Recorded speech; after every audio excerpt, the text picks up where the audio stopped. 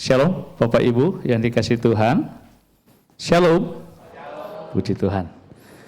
Ya, firman Tuhan pada kesempatan siang hari ini dalam ibadah yang kedua ini diberi judul diselamatkan untuk berbuat baik. Firman Tuhan ini diambil dari Efesus pasal 2 ayat 1 sampai ayat yang ke-10 dan saya akan bacakan buat kita semuanya.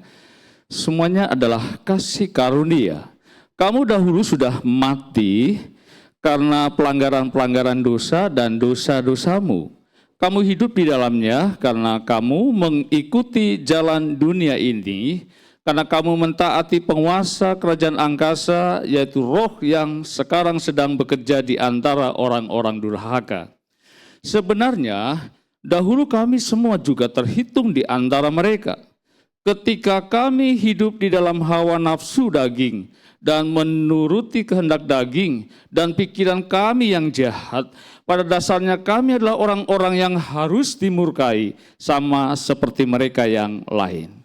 Tetapi Allah yang kaya dengan rahmat oleh karena kasih-Nya yang besar yang dilimpahkannya kepada kita, telah menghidupkan kita bersama-sama dengan Kristus, sekalipun kita telah mati oleh kesalahan-kesalahan kita, oleh kasih karunia kamu diselamatkan.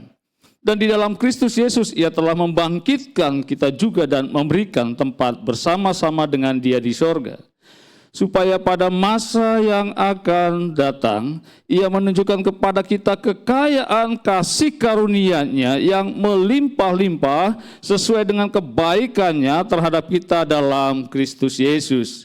Sebab karena kasih karunia kamu diselamatkan oleh iman. Itu bukan hasil usahamu, tetapi pemberian Allah. Itu bukan hasil pekerjaanmu, jangan ada orang yang memegahkan diri. Ayat yang terakhir, 10.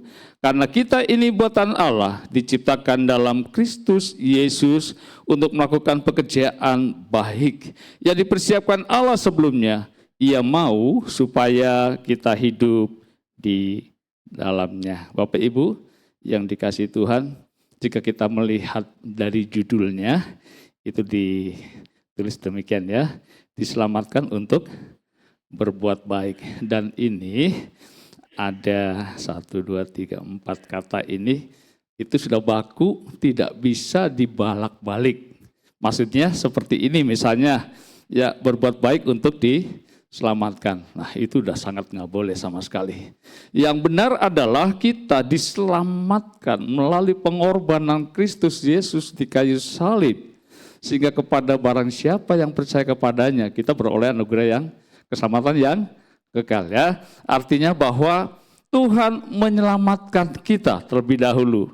Dan perintah selanjutnya adalah kita berbuat baik sebagai perwujudan daripada kasih dan kebaikan Tuhan.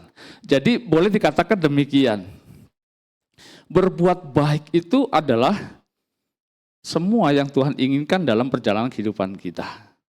Tapi perbuatan baik itu adalah bukan satu cara atau salah satu cara untuk mendapatkan keselamatan Bapak Ibu. Dan berbuat baik itu justru bagi kita orang yang sudah diselamatkan adalah ungkapan garis bawah. Ungkapan ucapan syukur kebaikan Tuhan yang seharusnya kita akan mendapatkan hukuman yang kekal ya.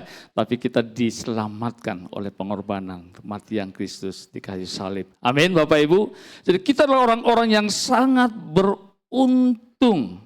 Dan Bapak Ibu di dalam sepanjang peradaban manusia di bumi ini, ya manusia itu banyak mencari cara untuk mendapatkan keselamatan jiwanya. Lalu ada kalimat atau pepatah yang sering kita dengar, ada banyak jalan menuju Roma. Betul? Lalu dikaitkan dengan hal ini, ada banyak jalan orang untuk dapat diselamatkan. Atau ada banyak jalan menuju pada satu tempat sehingga orang itu masuk surga, seperti itu. Bapak Ibu yang dikasihi Tuhan, pendapat itu adalah sama sekali tidak benar, ya. Bahkan ini menjadi sebuah koreksi bagi kita.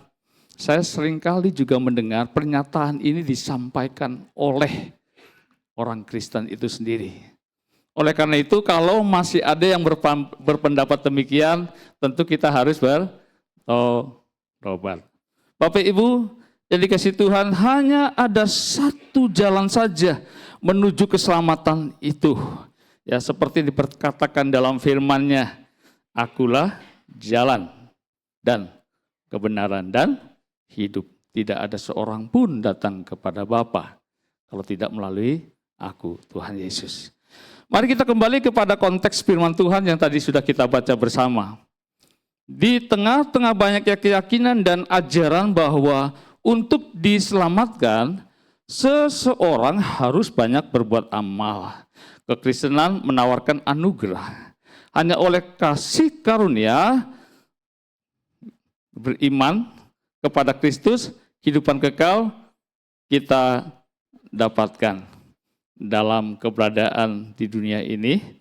Ya, bahkan jangan jauh-jauh, di sekitar kita saja ada banyak orang punya keyakinan, orang banyak punya pengajaran ya tentang mendapatkan supaya orang itu diselamatkan, dalam bahasa umumnya masuk ke surga. Dengan seperti apa? Berbuat amal ya. Namun tidak demikian dalam kekristenan Bapak Ibu. Di dalam kekristenan itu untuk mendapatkan keselamatan, saya ulang ya, nggak apa-apa ya, hanya satu-satunya jalan. Percaya kepada Tuhan Yesus Kristus. Amin Bapak Ibu yang dikasihi Tuhan. Karena demikian juga selain daripada pendapat yang di sekitar kita yang mengatakan ada banyak jalan menuju Roma, tapi ada juga saya menangkap seperti ini. Semua ajaran agama itu sama Bapak Ibu. Ya. Apanya yang sama? Atau lebih tepatnya agama kan sama aja gitu. Saya baru 3 hari yang lalu dari Jakarta pulang ke Cirebon dengan ada saudara sepupu saya masih muslim berhijab gitu ya. Lalu dia panjang lebar juga disampaikan, semua agama sama saja kok. Ya enggak lah, tidak sama. Bapak Ibu, saya merenungkan tentang ini, samanya di mana? Bilangnya begini, Tuhannya sama. Oh tidak, sebab kalau Tuhannya sama, pengajarannya juga sama, betul? Tuhan itu kan maha tahu dalam segala sesuatunya. Dia itu berdaulat dengan apa yang diperkatakannya, tidak pernah bertentangan satu dengan yang lainnya. Kepada satu golongan tertentu, orang tertentu, dia mengatakan A, tapi kepada orang lain, ya kan mengatakan B dengan hal yang sama. Tidak. Kalau Tuhannya sama adalah Bapak Ibu, karena begitu besar kasih Allah akan dunia ini, sehingga ia mengaruniakan anak yang tunggal, supaya kepada barang siapa percaya kepadanya tidak binasa, melainkan beroleh hidup yang kekal. Kalau Tuhannya yang sama, maka yang diajarkannya adalah sama. Inti pengajarannya adalah sama. Semua pengajarannya sama, karena dari Tuhan yang sama. Tapi kan beda ya, dengan Muslim beda, Buddha, Hindu, atau kepercayaan lain kan beda. Kita nggak bisa bilang, oh nyebutnya sama kok. Sama-sama Tuhan, sama-sama Allah, atau semacam itu. Tapi pengajarannya berbeda. Jangan terjebak. Ya, sehingga kita punya anggapan bahwa semua ajarannya adalah sama. Yang membedakannya apa di antara semuanya? Di samping saya sudah jelaskan, yaitu tadi di firman Tuhan dikatakan kasih karunia. Amin Bapak Ibu. Kasih karunia itu adalah pemberian. Ada juga menyebut anugerah. Ya kan? Yaitu pemberian keselamatan yang kekal dalam hal ini yang Allah berikan kepada kita, yang mengirim anaknya, yang mengutus anaknya, Tuhan Yesus Kristus, ya, untuk kita memperoleh keselamatan yang kekal. Jadi sekali lagi, kasih karunia adalah pemberian yang sesungguhnya kita tidak layak menerimanya. Dengan apapun yang kita bisa kerjakan, dengan uang kita, dengan apapun yang dianggap oleh manusia, dianggap sebagai sesuatu yang hebat.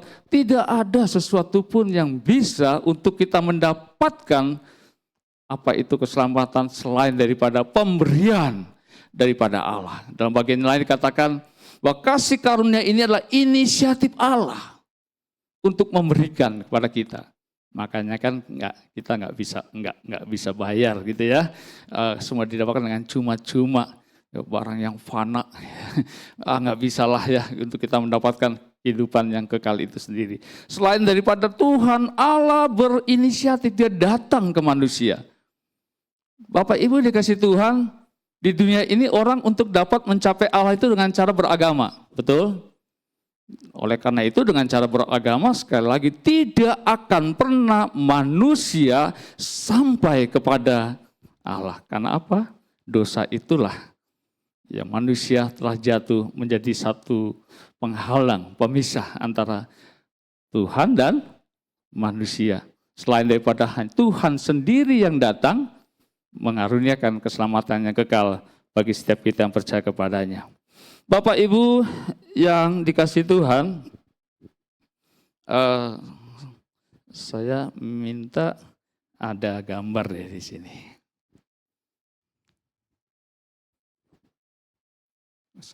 Oke, ini.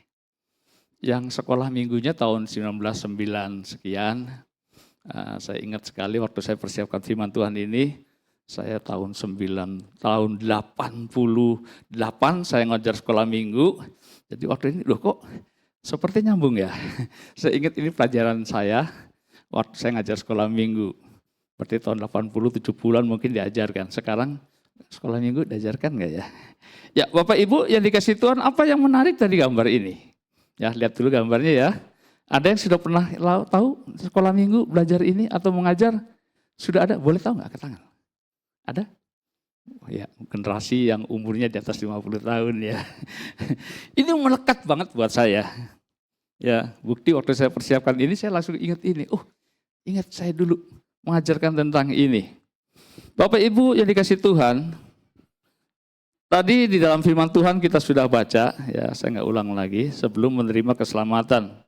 Dikatakan kita sudah mati, kematian bukan saja nanti, tetap tadi dipasang ya gambarnya, biar kerekam dulu begitu.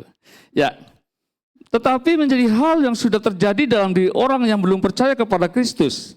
Jadi ini menarik sekali, menjadi hal yang sudah terjadi di dalam diri orang yang belum percaya kepada Kristus, ya. Dalam kondisi itu, cara hidup kita mengikuti jalan dunia ini. Jalan yang membawa pada keadaan yang semakin gelap. Kita dalam kondisi terikat kuasa kegelapan. Sebelum Kristus melepas kita selalu menuruti apa yang iblis perintahkan. Kita juga hidup dalam hawa nafsu daging, keinginan kita selalu menentang keinginan roh. Bapak Ibu yang dikasih Tuhan, yuk bareng-bareng belajar ya tentang ini. Saya harap dengan ada gambar, dan saya mencoba untuk menyampaikan dengan sesimpel mungkin, bisa kerekam ya. Buktinya saya 40 tahunan kerekam, masih ingat sekali tentang ini. Ini adalah gambar tentang hati kehidupan orang yang belum diselamatkan. Jadi kalau sebenarnya kalau gambar itu harusnya sih 3 di sini, tapi waktunya nanti panjang ya.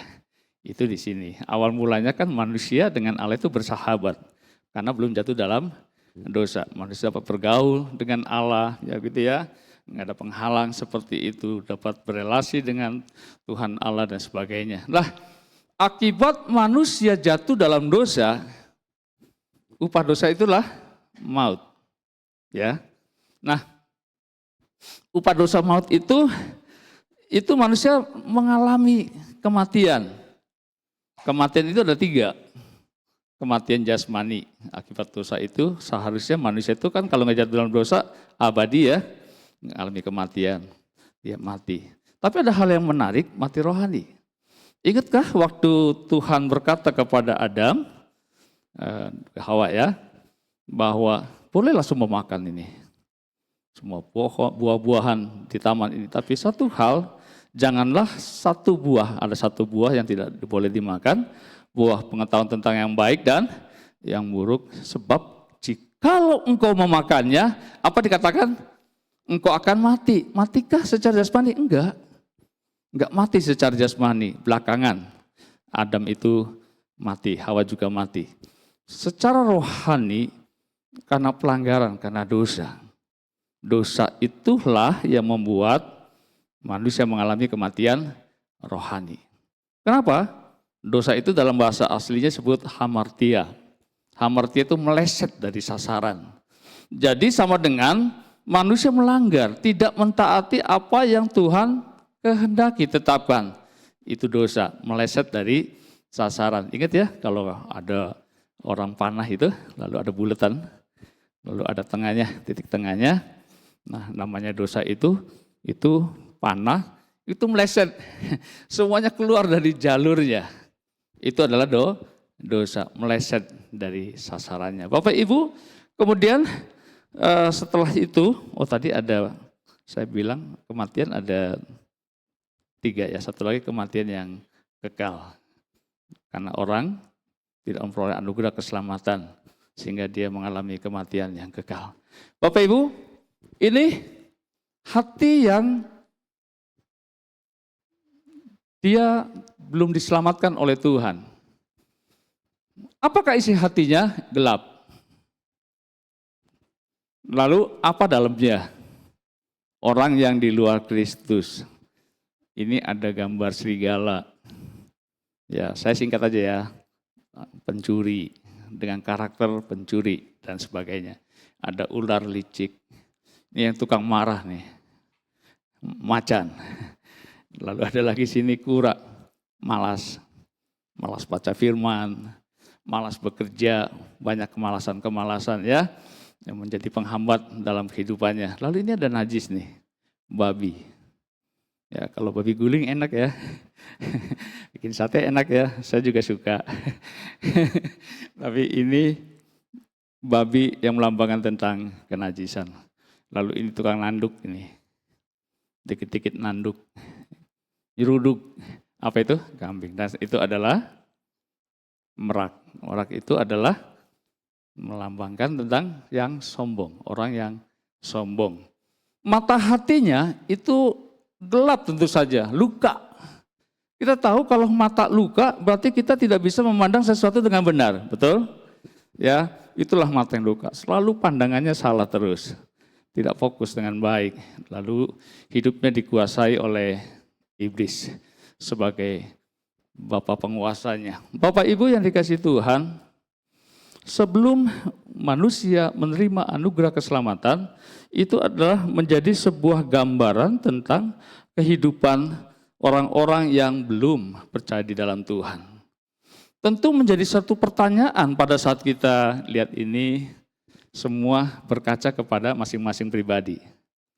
Apakah kalau kita disebut sebagai orang yang sudah percaya dan diselamatkan, ditebus dosa-dosanya, adakah hidup kita masih dominan? Ini menguasai hidup kita. Sebab kalau demikian, artinya bahwa kita belum menerima anugerah keselamatan yang kekal. Sekalipun hal ini terjadi di mana bisa saja orang yang kehidupannya itu bagus,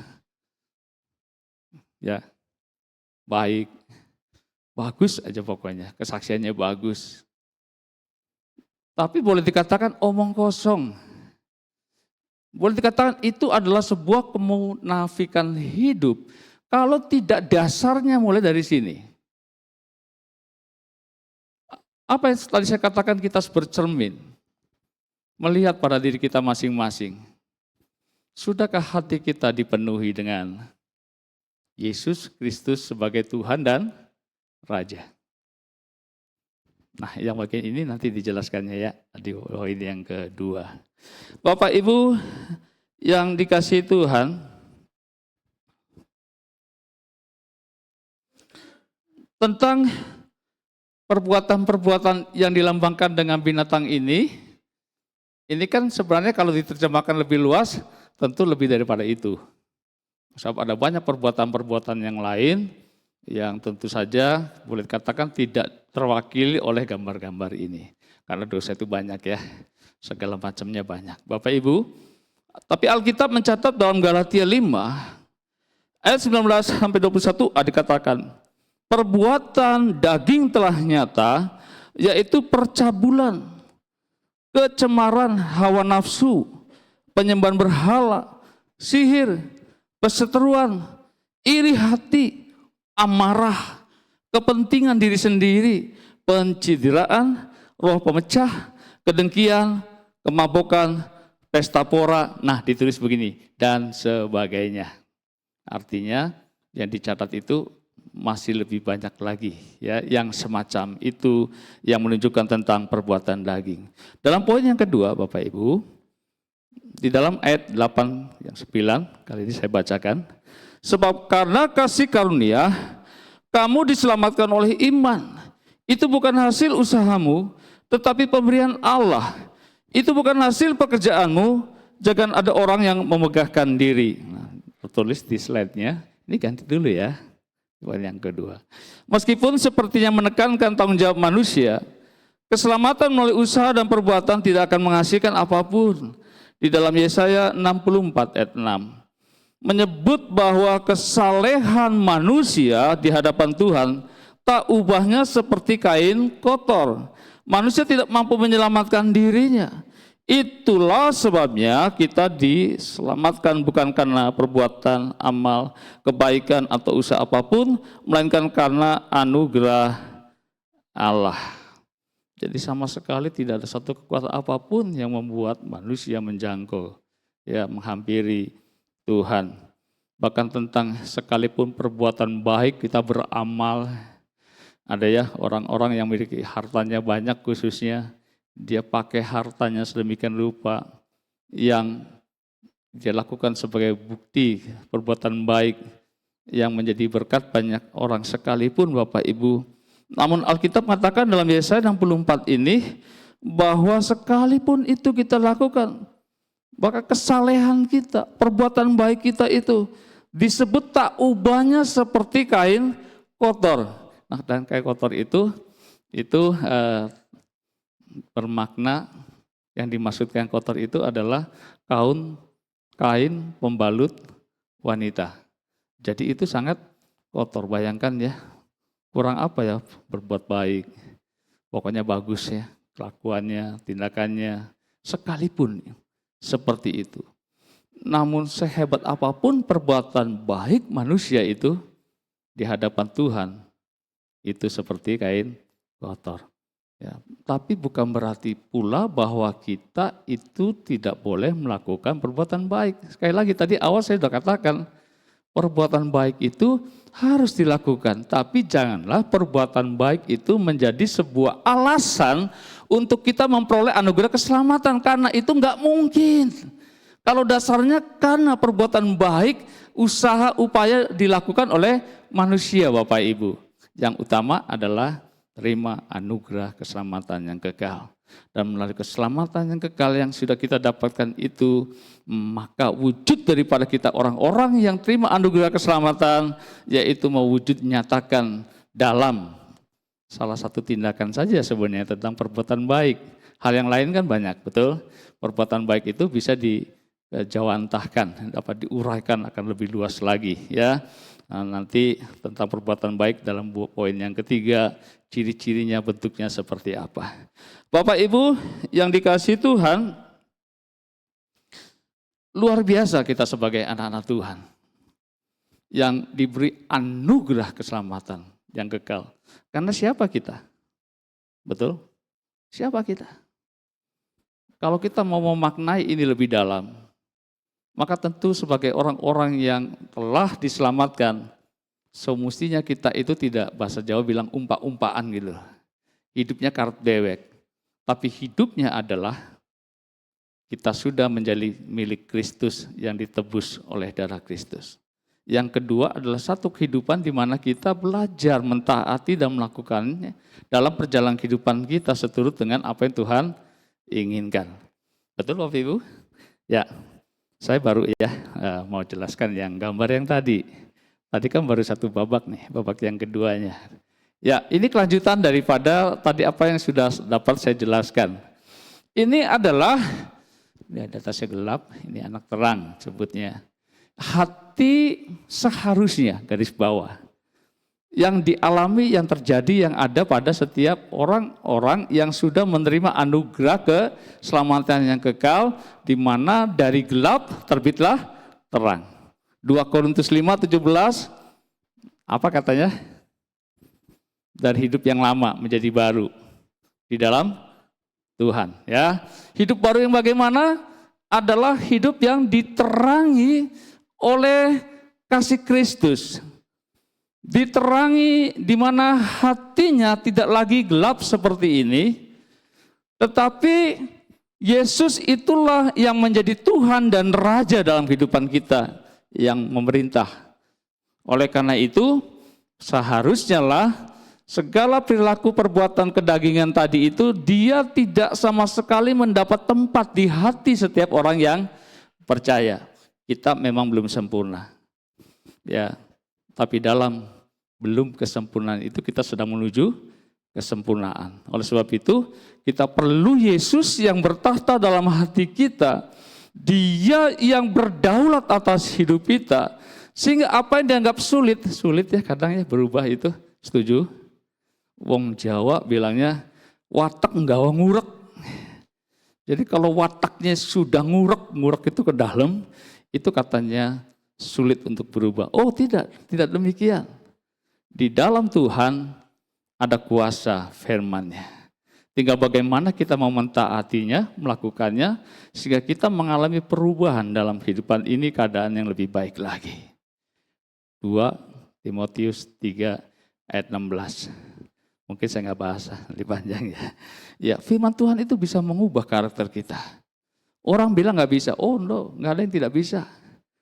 Orang bisa berubah karena firman-Nya. Kenapa? Karena tidak sendiri lagi hidupnya menjadi milik Kristus. Ada Tuhan Yesus di dalam kehidupan kita. Dan dialah yang memampukan kita untuk melakukan sesuatu yang kata manusia susah, sulit. Tak ada yang mustahil, tak ada yang sukar. Kalau kita bersama dengan Tuhan, masalah boleh ada, persoalan boleh ada, tantangan boleh ada. Ini masih mengganggu toh? Enggak hilang gambarnya? Ada di sekeliling hati, artinya kan tantangannya masih ada. Rintangan, cobaannya, gangguannya masih ada. Tapi percayalah kalau Tuhan Yesus ditempatkan dalam segala sesuatunya, sepenuh hidup kita, maka kita akan berkemenangan dalam menghadapi persoalan masalah yang ada. Amin Bapak Ibu. Hari ini banyak orang yang ngeluh ya. Aduh ekonomi susah. Saya selalu katakan persoalan ekonomi itu sistemik. Ada orang cerai gara-gara ekonomi. Sistemik ini mempengaruhi gitu ya. Dasarnya dari ekonomi itu. Lalu banyak orang emosi di jalan. Aduh kacau balau ya di jalan. Orang salah lebih galak. Ya. Orang yang pinjam uang lebih galak daripada yang meminjamkannya. Tidak sedikit orang yang meminjamkannya, ya khususnya bermaksud baik begitu ya. Entah kalau yang lain, kan ada tujuan yang lain ya. Tapi ada orang yang meminjam dengan tujuan yang baik, menolong, tetapi imbasnya adalah timbal baliknya kegalakan orang yang ditolong. Ini hari-hari ini seperti itu. Semua dimulai daripada karena persoalan-persoalan ekonomi. Suatu kali waktu saya masih pemuda, mungkin saya pernah saksikan ada orang maling ayam ketangkap. Lalu ayamnya diikat, jam 4 pagi ketangkapnya, dikalungin di lehernya. Apa yang dia teriakan? Lapar, lapar. Lagi-lagi ekonomi, tapi kasihan ya, digebugin habis-habisan. Waktu itu saya belum bertobat benar, saya juga ikut ngebugin. Jadi sekali itu saya ikut ngebugin ya. Nggak boleh ya harusnya ya, itu menghakimi orang lain. Oke, Bapak Ibu yang dikasihi Tuhan, jadi persoalan-persoalan apapun yang ada dalam kehidupan kita nggak luput. Sebagai orang-orang yang percaya, yang diselamatkan oleh Tuhan, bukan berarti tanpa masalah. Tempatkan Tuhan Yesus di dalam hati setiap kita sebagai Tuhan dan Raja. Tidak ada tempat yang lain. Ini sesuatu yang luar biasa sekali. Anugerah yang begitu luar biasa. Tidak ada yang lain selain daripada di dalam Tuhan Yesus. Saya jadi ingat, mungkin dikurangi aja suaranya. Bapak Ibu, ada pernah dengar dalam bahasa Arab, ya dari saudara sebelah itu, dia bilang, Allahumma sholli.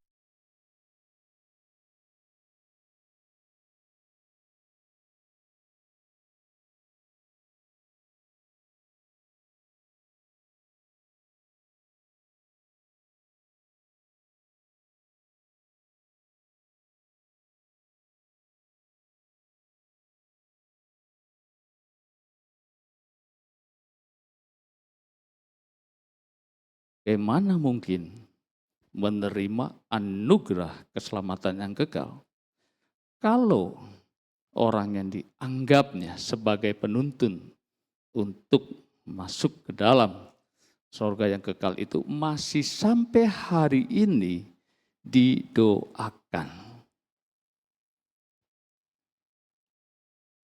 Bagaimana mungkin? Kita bandingkan dengan kita di dalam Kristus Yesus Tuhan. Dia penebus dosa. Dan orang atau pribadi yang menebus dosa itu tentu saja adalah orang yang tidak memiliki dosa. Setuju? Sama halnya tentang keselamatan melalui pengorbanan yang suci, yang kudus, yang berkenan, yang tidak bercacat. Mana mungkin diselamatkan, ditebus dosanya kalau yang menebusnya juga orang berdosa. Untuk itulah Tuhan Allah mengutus anaknya yang tunggal Yesus Kristus yang tidak berdosa. Ada bagian lain ayatnya mengatakan dia dibuat berdosa. Sesungguhnya dia tidak berdosa. Karena Allah, dia sempurna. Tapi dia dibuat berdosa. Untuk menanggung siapa? Dosa-dosa, pelanggaran, kejahatan saudara dan saya. Sekali lagi, tidak ada yang lain. Hanya satu-satunya penyelamat, juru selamat yang menyelamatkan kita dari kebinasaan yang kekal. Hanya dalam Tuhan Yesus. Bapak Ibu yang dikasihi Tuhan, tadi saya sampaikan tentang perbuatan daging itu di Galatia 5:19-21a, maka ini juga dapat ayatnya ya, yaitu di Galatia 5:22. Tetapi buah roh ialah kasih, sukacita, damai sejahtera, kesabaran, kemurahan, kebaikan, kesetiaan, kelemah lembutan, dan penguasaan diri. Mari kita belajar di dalam segala sesuatunya, mewujud nyatakan sebagai pribadi-pribadi yang sudah diselamatkan oleh Tuhan Yesus dan memiliki kehidupan dalam kasih-Nya. Poin yang ketiga, di ayat 10 dikatakan tujuan keselamatan. Sudah? Oke. Saya bacakan ya 10-nya. Karena kita ini buatan Allah, diciptakan di dalam Kristus Yesus untuk melakukan pekerjaan baik yang dipersiapkan Allah sebelumnya. Ia mau supaya kita hidup di dalamnya. Nah, penjelasannya demikian. Setiap manusia berdosa yang diselamatkan diperintahkan kemudian untuk mengerjakan perbuatan baik. Keselamatan karena anugerah sama sekali bukan lisensi atau izin untuk bebas berbuat dosa. Kan pernah dengar juga pasti ya hal-hal yang umum. Enak ya jadi orang Kristen, puji Tuhan kalau dibilang enak, anugerah, amin. Tapi ada yang enggak pasnya ngomongnya, enggak benar lebih tepatnya. Kalau orang Kristen kan ditebus dosanya, masih benar tuh, masih amin, amin. Kita ditebus dosa-dosanya, amin. Nah, tapi begini ujungnya, karena itu enaknya jadi orang Kristen, berbuat dosa lagi, diampuni lagi, berbuat dosa lagi, diampuni lagi, berbuat dosa lagi, diampuni lagi. Tidak demikian. Ya, kita tidak boleh mempermainkan tentang kebaikan Tuhan menyelamatkan kita dari dosa. Bapak Ibu, keselamatan karena anugerah sama sekali bukan karena lisensi atau izin untuk bebas berbuat dosa. Contoh perbuatan baik, tadi saya sudah janjikan. ada contoh dari perbuatan baik yang ini ada 3 poin. Saya akan jelaskan. Ya. Yang pertama adalah rindu mengenal Tuhan melalui saat teduh dan belajar firman-Nya. Ini sifatnya praktis sehari-hari kita. Apakah kita sudah melakukan demikian? Ini sangat penting sekali, bahkan dasar dalam perjalanan kehidupan kita. Ku terhubung denganmu, selalu melekat di hatimu. Firman-Mu itulah dasar hidupku yang berdaulat atasku.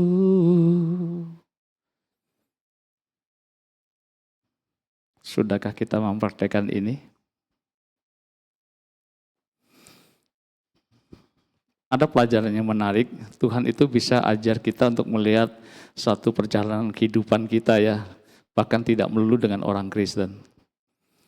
Saya pernah tinggal di rumah mertua indah, kira-kira 4 bulan lah, 3-4 bulan, itu pun dipaksa. Karena sesungguhnya kami nggak mau gitu tinggal di mertua, selama itu masih bisa. Cuma mereka tuh pengen banget kami tuh dipaksa tinggal di mertua. Ya sudahlah, menyenangkan juga. Karena dulu kami nikah tidak disetujui begitu ya. Bapak Ibu, mertua kami kan saya itu kan Pak Haji gitu ya, Bu Haji. Apa yang saya bisa pelajari, 3:30 mereka udah bangun, udah bersih-bersih, nyapu maksudnya, ya, ngepel juga gitu kan, mungkin sekalian olahraga seperti itu. Dan setelah itu mereka berwudu, sholat. Setiap hari. Bahkan untuk menunjukkan ketaatannya mereka itu kalau bangun rumah pun sediakan tempat khusus untuk namanya beribadah. Mushola kecil begitu ya.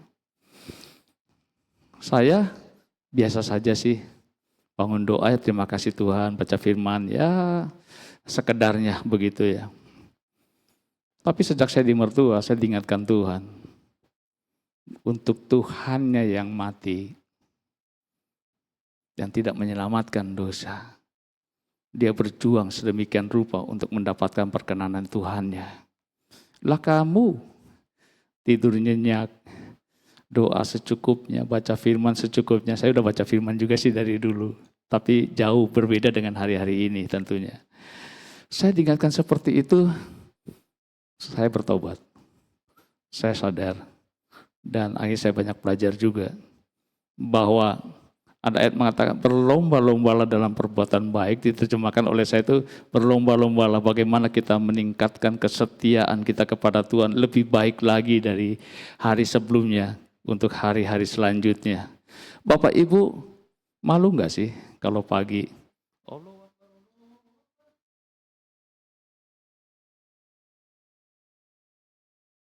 sih ngorok? Kalau dengar masih ada kemungkinan bertobat. Malu saya ya dengar mereka sudah teriak-teriak kepada Tuhan ya. Ini kita nggak dengar sama sekali apalagi.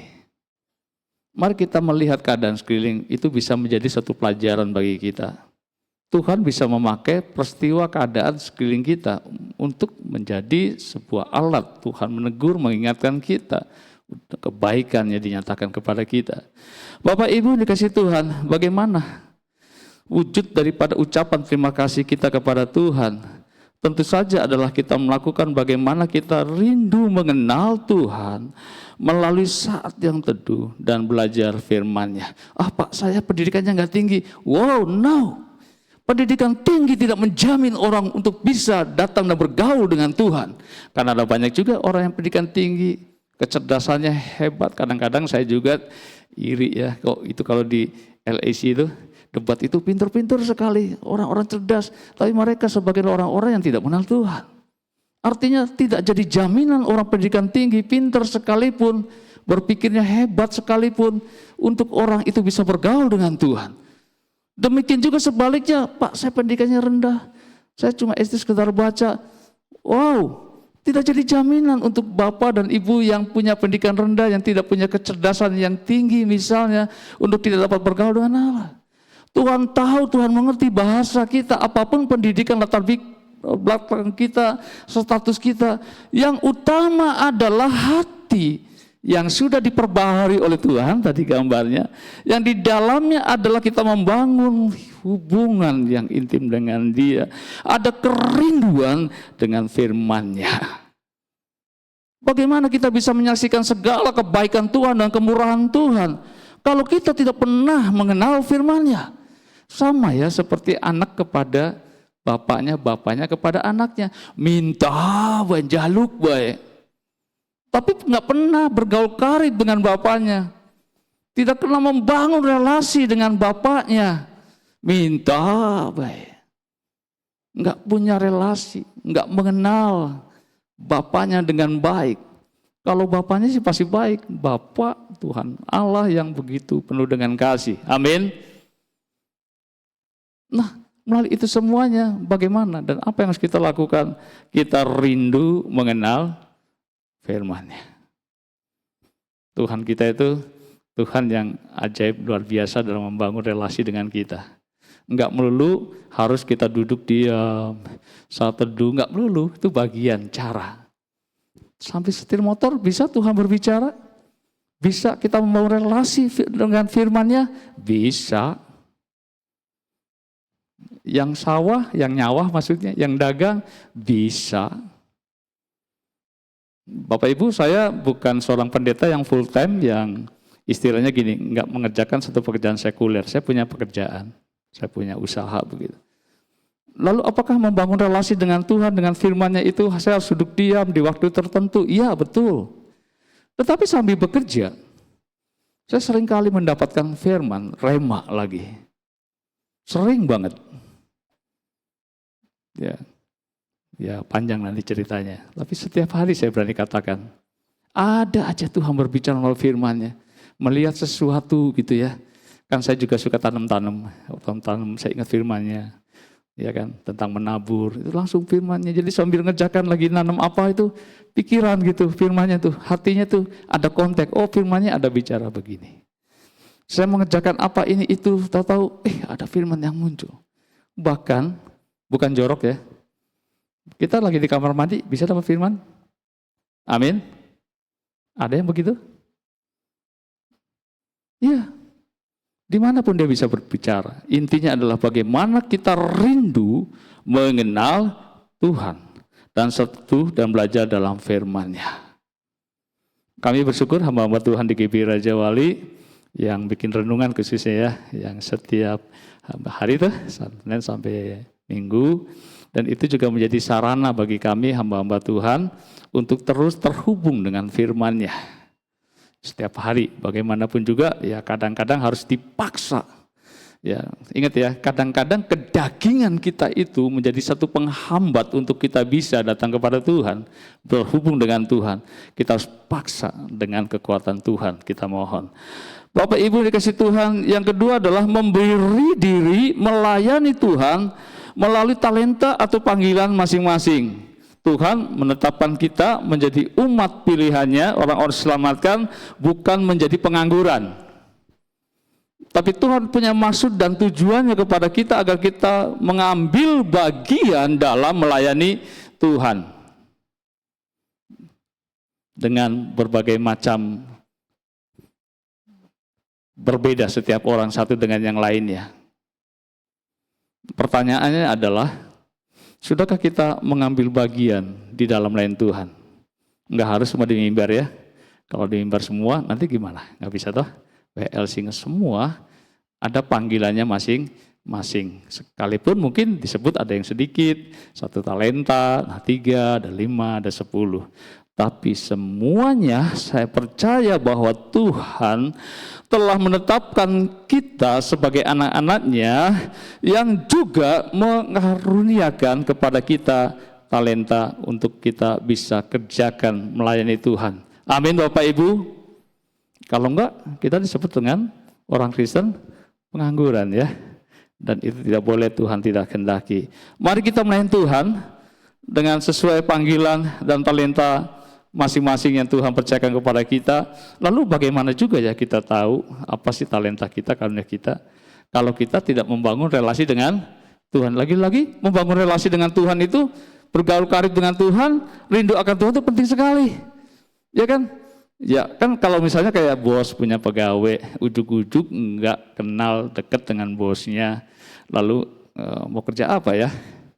Kalau nggak ada relasi dengan bosnya, ujuk-ujuk kita ambil kerjaan, serabutan ini itu, ya kalau pas kerjaannya sesuai dengan bosnya. Kalau enggak, nah itu kan tidak demikian. Tentu perlu kita membangun relasi, mengenal Tuhan dengan baik melalui firman-Nya. Dan yang terakhir adalah membangun karakter yang makin seperti Kristus. Tadi saya sudah sampaikan, kita belum sempurna. Namun kita ingin mau disempurnakan seperti Kristus. Dari hari semakin hari, keluarga kita menjadi semakin baik. Bisnis, usaha, relasi kita dengan sesama yang semakin baik. Jadi ada dua hal sih tentang pembentukan karakter. Bagaimana kita berrelasi dengan Tuhan, itu penting. Wujud bahwa kita membangun relasi dengan Tuhan itu berelasi dengan baik, maka pastinya adalah kita akan membangun relasi yang baik dengan sesama. Dan dengan sesama itu, apa yang kita wujudkan melalui pergaulan, yaitu karakter kita. Dan ternyata karakter itu sangat dan sangat membangun, membantu ya untuk kita menjadi orang-orang yang berhasil, orang-orang sukses. Zaman dulu, Bapak Ibu, dulu orang bisa disebut berhasil itu kalau memiliki pendidikan yang tinggi. IQ-nya tinggi. Tapi enggak lagi begitu. Dalam perjalanan waktu, bukan hanya IQ-nya yang menentukan orang itu bisa berhasil dalam bidang tertentu, tetapi juga IQ.